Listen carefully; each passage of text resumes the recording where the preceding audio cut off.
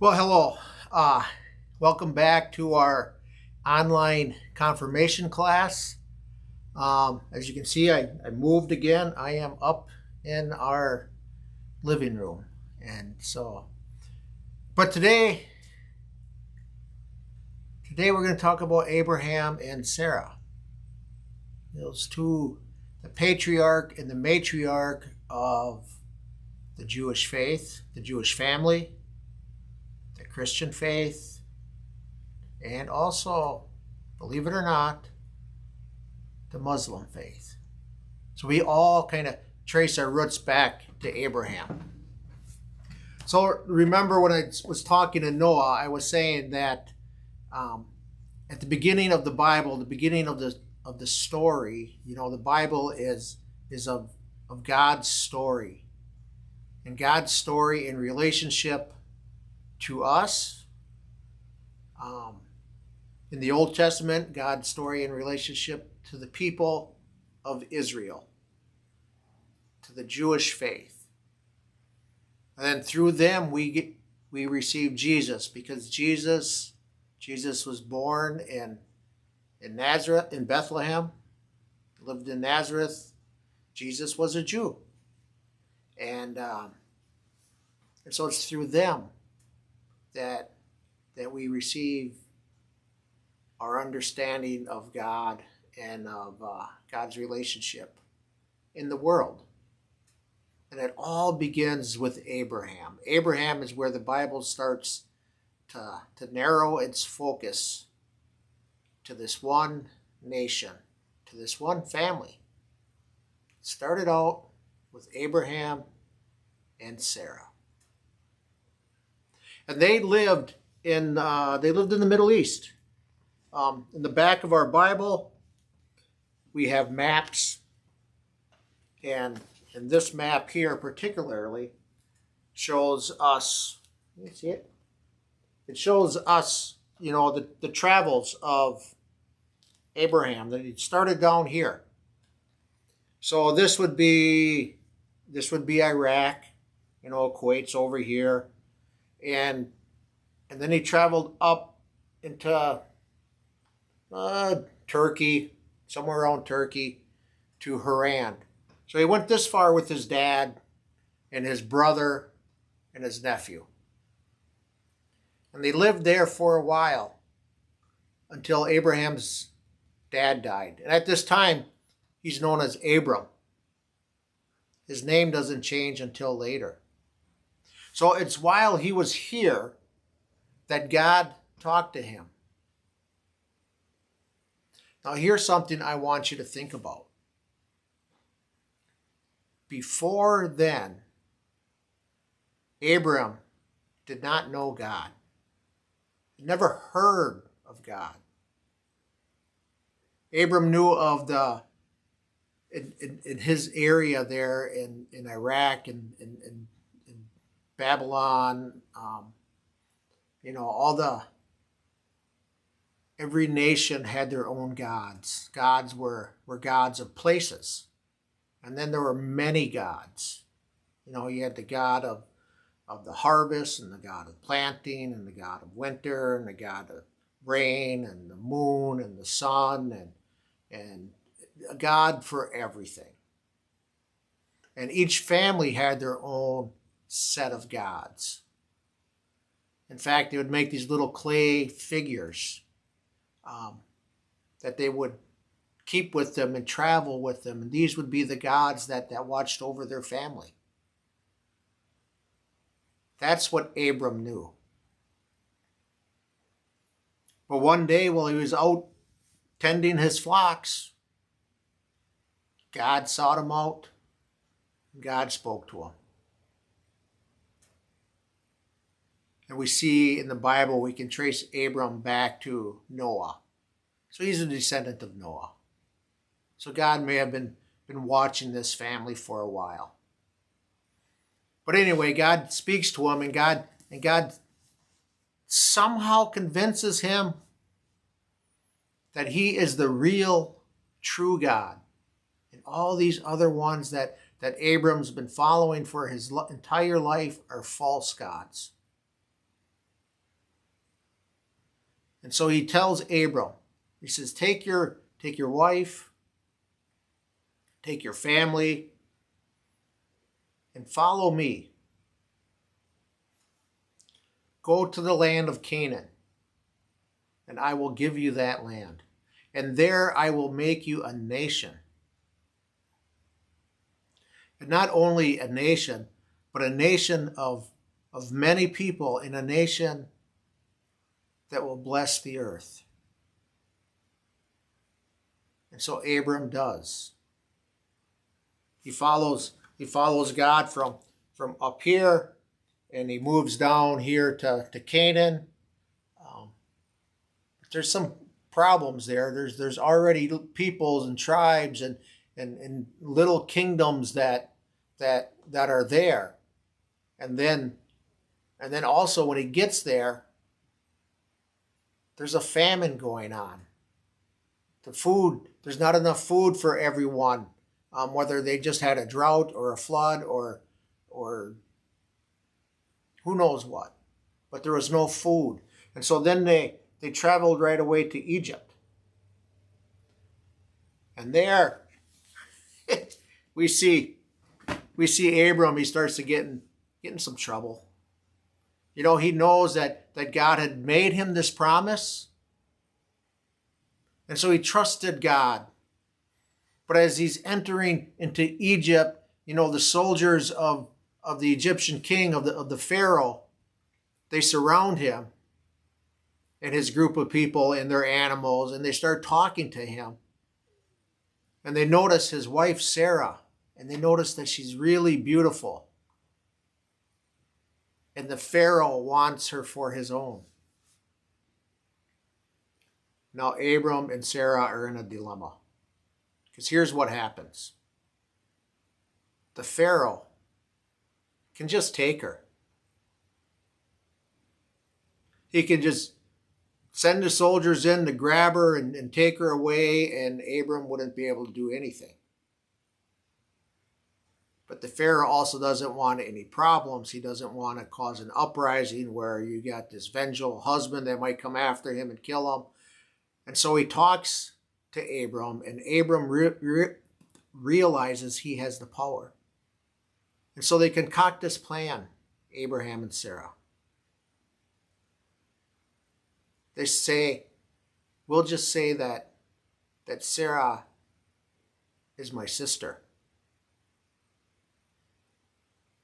And then I don't have to worry about the Pharaoh killing me to keep me from coming after Sarah.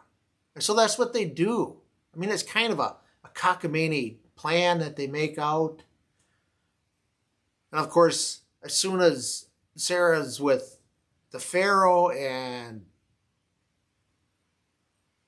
the Pharaoh wants to get together with her, then all of a sudden all kinds of bad things start happening.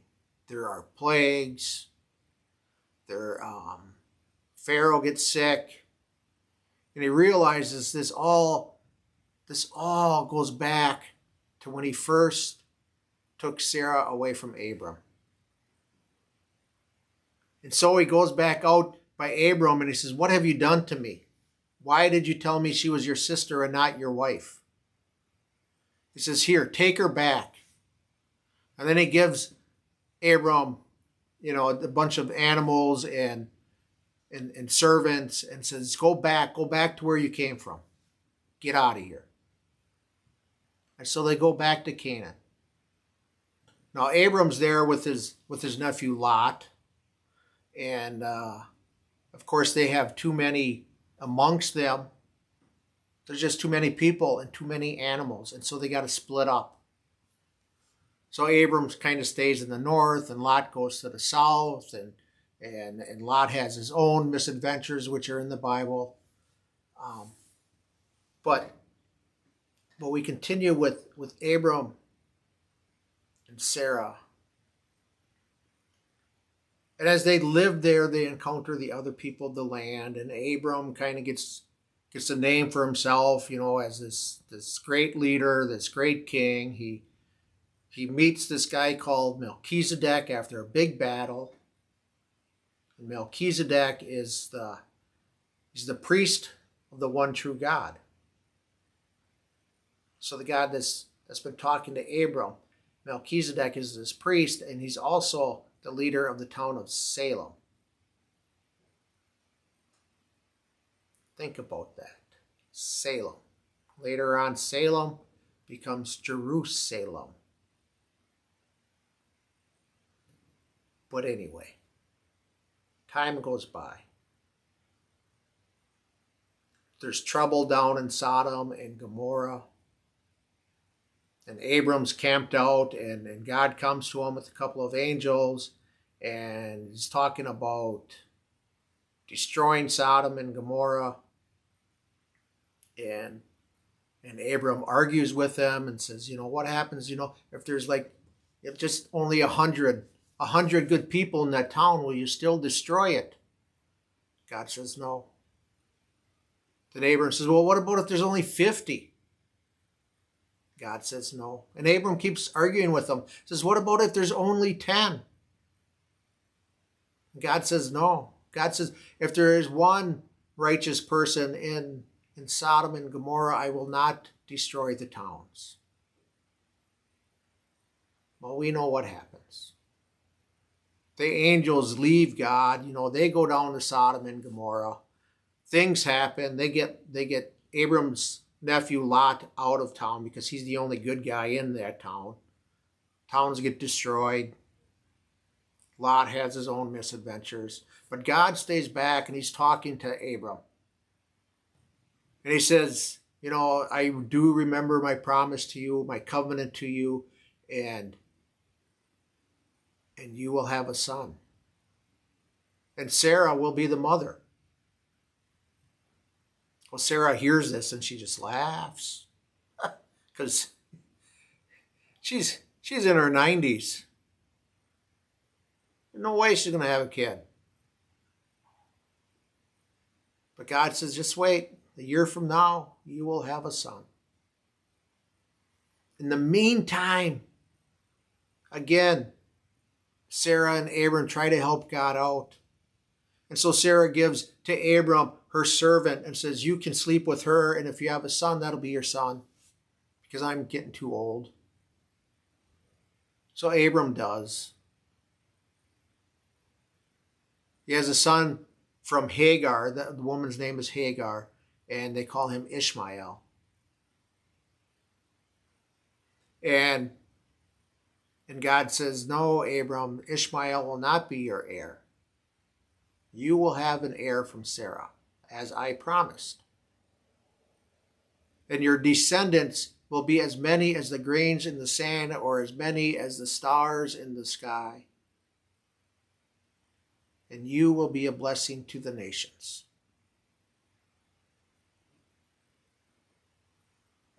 Well,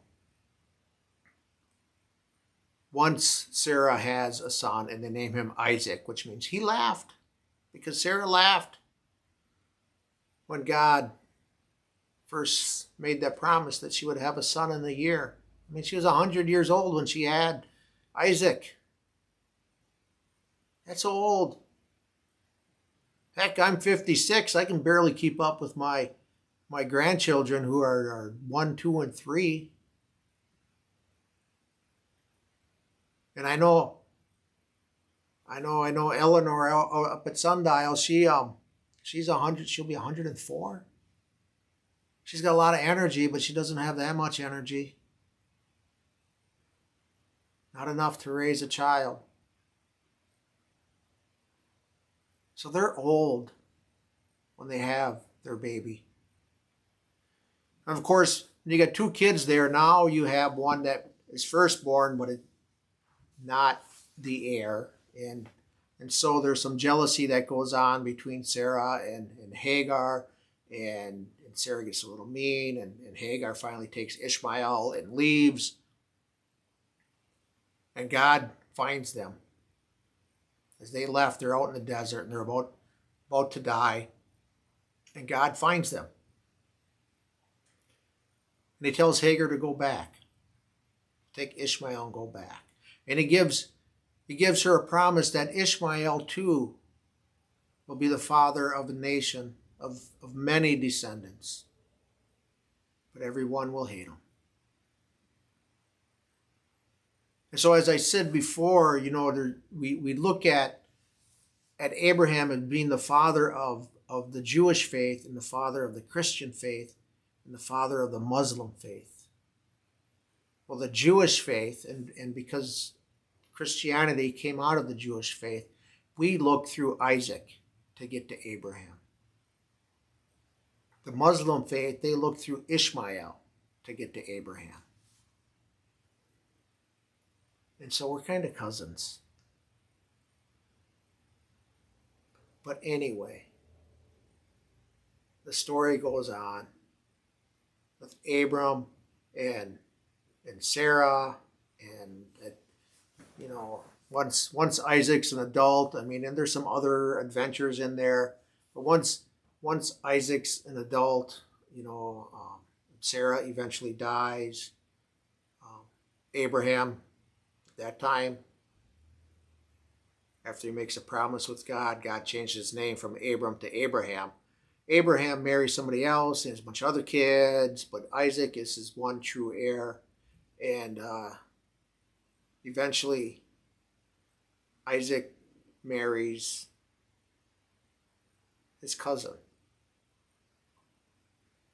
Would be his cousin because Abraham's brother's daughter, Rebecca. That's a different story. That's another long story. And we're not really going to talk about Isaac because we'll jump up to Jacob, because Jacob is where the story really gets going. But we have to begin with this wandering Aramean, as he is known as, Abraham, who is the father of our faith. And so that's kind of, in a nutshell, that's kind of the story of Abraham and Sarah, some of their misadventures,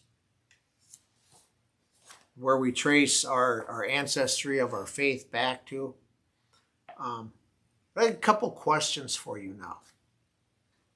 Think back to the beginning, when God first talked to Abram and told him, I am the one true God. Follow me to this distant land that you know nothing of, and raise your family there, and I will make of them a great nation. What would you do if God came to you and offered you the same promise? Would you leave all your friends behind? He took some of his family with him, but not all of them. His brother stayed behind. So would you leave some of your family? Leave all your friends? Just pack up what you own and go off to a distant land because God is calling you there? How would you answer that call? And then the other thing is, it seems like, God made this promise and Abraham didn't really trust God to carry it out. He thought maybe God needed a little help. That's got him in all these other misadventures. What would you do to help God fulfill the promise of your life?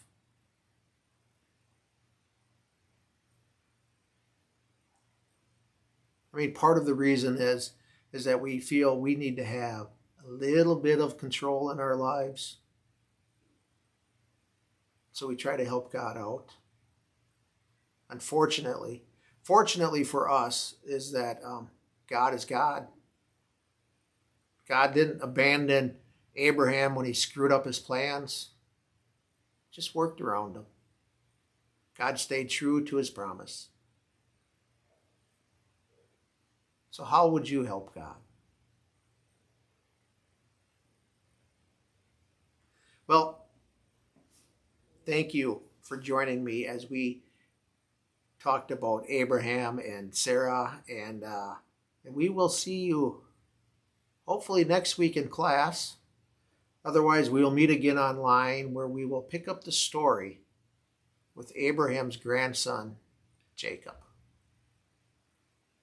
Until then, have a blessed week. We'll see you.